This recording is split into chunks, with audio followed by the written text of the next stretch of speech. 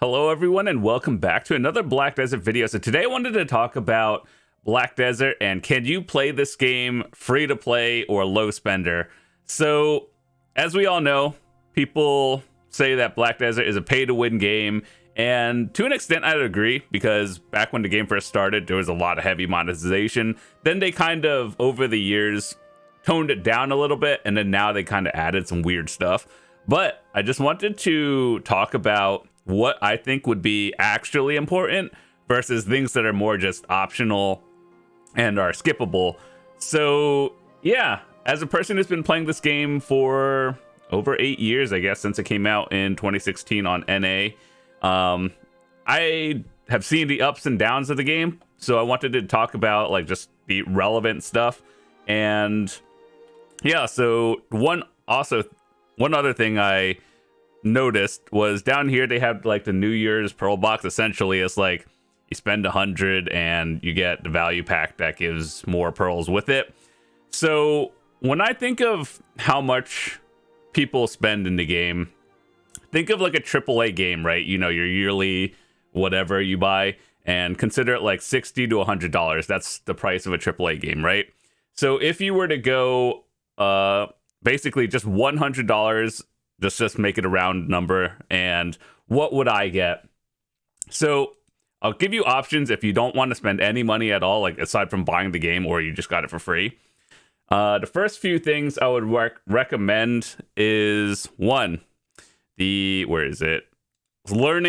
the loyalties and silver items. So essentially loyalties are, you just log in every day, you get 200 loyalties, you get some more bonuses for like events and doing objectives in the game. So a lot of the things over here I think are important because you could just find a lot of things like the value pack, blessing, and secret book. We'll talk about that later. But a lot of things like storage as well. I personally still do buy some of these. And of course, you know, actual quality of life upgrades like, crystal presets and everything. But weight limit also very important. And storages, a lot of these things you can get just by loyalties and playing the game. But before we get into all of that, I want to talk about the subscription model of the game. So, every other MMO, I guess the golden standard is like $15 a month, optional subscription. That would be the value pack in this game. So think of this one as the optional sub. You get a bunch of bonuses. And are we going to count this into your total? No, because like you either want it or you don't. I think it's worth it. If you're used to playing other MMOs, this is probably a standard as well. But the things that I think are actually important for long-term play and, something that you'll need is one, probably the horse whistle. This is the difference between the trainer's flute and the celestial horn is you can call your horse from a further distance. So I do believe they've actually given these out for free during events at some point. But this is actually just really nice to have, and I don't really think you need the horn one for unlimited distance.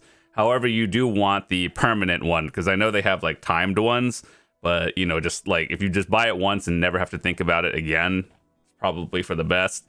So this is one thing I would actually recommend, the trainer's flute at very minimum. And then I believe there's a quest you could do in game that's just a bunch of dailies for a while, and you can upgrade it to the celestial one. So always good.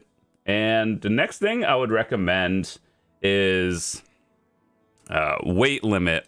So there's a lot of discussion that I've had with people over, where is it? Is it this one? Hold on. Like weight versus inventory. And I personally think that weight is a lot more important than inventory, because weight allows you to just carry more things. And realistically, this is what my normal inventory looks like on a daily. I didn't just clean it for like the video, so like this is actually what it looks like. And then when I grind, it's like probably a few more, but I think within like 50 or 60 you'll probably be fine. And then for everyone else, just dump your stuff in your storage. And if you've played the game long enough, you'll know that they have quests like under somewhere, like all somewhere around here, where it's just like inventory, and then you get it by just playing the game. But if you play through seasons and everything, and you just try new characters, all of these things are extra weight they just give me through events and playing the game normally. And I haven't actually had to buy any, so it's just playing naturally. However, they don't really give weight, and those are something you have to buy. So inventory, less relevant. You don't even really need that much. It's more about how much you can carry, and you can, get more through, loyalties, fairy, and everything. So yeah, if you were to talk about which one would I get of the two, it's definitely weight, because inventory you can get a lot for free, and weight you can also get through loyalties somewhere down here. So just make sure to look out for that one.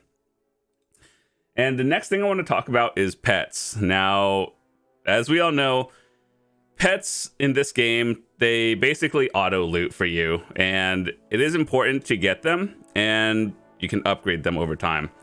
So if you were a new player or a low spender, what would I do? I would rather have 5 tier 1 pets than 1 tier 5 pet. And basically more pets means you can loot more while you're grinding, and having tier 4s and 1 tier 5 is, nice to get over time. But, in terms of like low spending efficiency, more pets versus high quality pet. All of these extra stats and everything are more just like icing on the top. Do you need it? Not really. Is it nice to have? Yeah, that's about it. So we have an entirely different video on what kind of pets you should get, but I'll make a quick TLDR. So it really depends on what you want to do. This is more on the min-maxing side versus just getting 5 of them is good enough. So first of all, you could buy pets off the market. It's not common, but sometimes you can actually get them depending on if there are events happening. And some people just sell them. Like if they just had like a random holiday event that they're giving pets away, most people at the end game just sell them, and then new players can buy them. So yeah, you could get it. I don't know how rare or uncommon it is, but if you keep an order on it long enough, you'll get one. So as a TLDR, the pets you want are mostly equivalent to an Arctic Fox. One of them, because it gives item drop rate, allows you to get higher tier trash loot, more or less. And after that, it's sometimes event driven one. So I'll just show you. So if you do a lot of gathering, you probably want to get an event hedgehog, just because it has the chance to proc double. If you do a lot of AFK stuff, life skilling, weight limit polar bear is always good. I have a video on how to get the Garmoth pet with the plus 100 HP without spending like a lot of money RNG enhancing it. So the Nuverkint outfit, right? The one you go to Bloodspawn Garmoth for like 2 months or something. The things you collect these from, right? There's a quest line that you spend like, I think it's about 30 billion silver. Yes, I know that's a lot, but it's not real money. So you do that, and you get the Nuverkint outfit, the orange title, that's cool and all, and a tier 1, basically a dragon pet. And then you combine, or the tier 4 dragon pet, and you combine this with the Garmoth one, which I believe, I don't actually remember. Young Crimson Dragon, one of these thingies. And then it's basically a guaranteed tier 4 without spending real money on it. So I have a video on that one. You can watch that. It's guaranteed. Everyone can do it. And it's just nice as a bonus. And 100 HP is, a little bit less relevant these days compared to before, but it is, a nice bonus. But those are the real important ones. But even then, it's not like the main difference.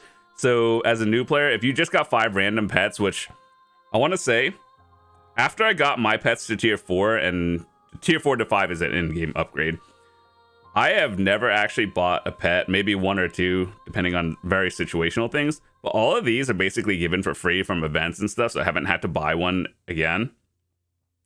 And yeah, that's about it. The JoJo one is very specific, but it's a unique one. But either way, buying 5 pets at tier 1 versus 1 tier 5 is a lot better, just because it'll help you more in the long run. And yeah, that's basically it. Pets, weight, the monthly sub, and the horse flute. Some people might consider the camping tent, the tent campsite thing. And there's a quest in game where you can actually get one. It's basically a 7-day version, that means you have to craft the items like every week and everything, and just have to reset it. But the paid one is basically a permanent one. You only have to think about it once. So let me show you where it is where is it? The tent buildables, right? Yeah, this thingy, when it goes on sale, it's probably worth it if you plan on playing the game for a long time. When would you buy it? Not at full price, that's for sure. Not really even at 20% off. I'd probably get it. Every now and then they have it at like 40, maybe 50% off, and that's when I would do it. But yeah, so it's like, this is really nice. Do I think it's a necessary thing?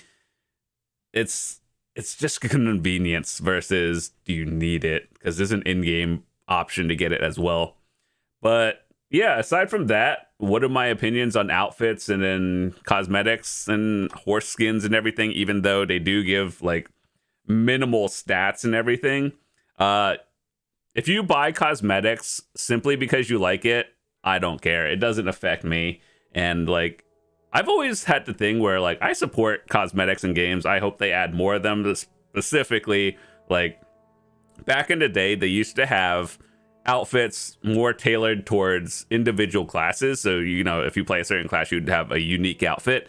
Nowadays, I've noticed they've gone the route of like outfits are for all classes. You know, some of them are actually nice as well, but you know, the whole uniqueness has kind of gone down a little bit. But if there's something you like and you just want it because you wear it, I don't care. Like, it doesn't matter. Horse skins and all that stuff, literally irrelevant. So you're just getting it because you like it. But aside from that, the mandatories, once again, pets, weight, maybe the tent, monthly sub. One other thing I didn't talk about is something that people ask quite often is should you get the Blessing of Kamasylve and the Secret Book of Old Moon? These are they're nice to have, but do I think you need it? And if you were to get them, which order would you get them? So 1, value pack, equivalent of the monthly sub to the game. And it gives you a lot of stuff if you don't want to spend it. But other things, Secret Book of Old Moon basically allows you to get extra combat, life XP, skill XP. The most important part of it is being able to buy villa scrolls from the tent without having to go to the villa every time. And here's how you get around it. So first of all, if you didn't want to do that, you see these icons on the map? These are the villas. Back in the day, before the tent was out, you had to actually do this. You spend like 10 mil, get a week invitation to the villa. You can buy the equivalent of tent buffs there. So that's how you do it manually without it. Just park a character there and you're good to go. So aside from that, the tent buff, you know, that's about it. Let me see. Other than that, yeah, that's the only important thing. And combat XP after a certain point is kind of irrelevant.